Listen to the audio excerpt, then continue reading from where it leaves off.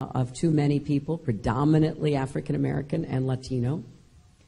And we have the epidemic of gun violence, which is stalking our country from small towns to large cities. No place is immune.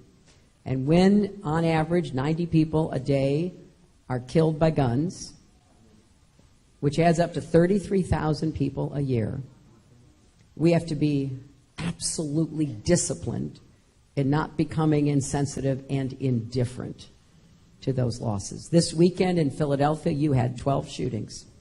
You had 4 people murdered, including a 4-year-old girl. You had a policeman shot. That was just one weekend in one American city.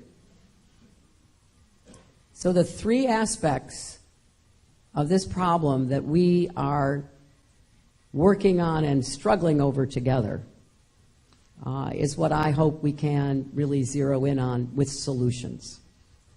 And I will just quickly say that the very first speech that I gave in this campaign back in April now, more than a year ago, was to address the need to reform the criminal justice system and to end the era of mass incarceration. Government has a role to play, but we also have to change laws and approaches in the states and the cities as well.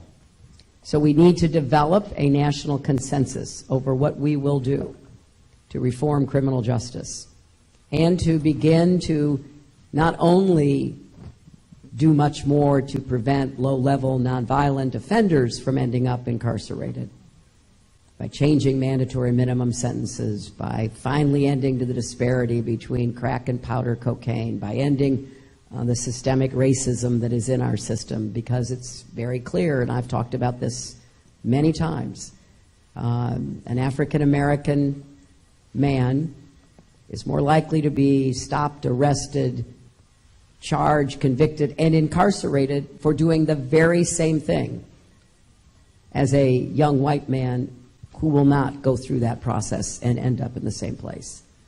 So we have to be honest about the systemic racism, and that's particularly the responsibility of white people, not just people in public life, but all of us who have to keep trying to put ourselves in the position of what goes through the minds and the hearts of so many of the people in our country who know that they're not getting a fair shake.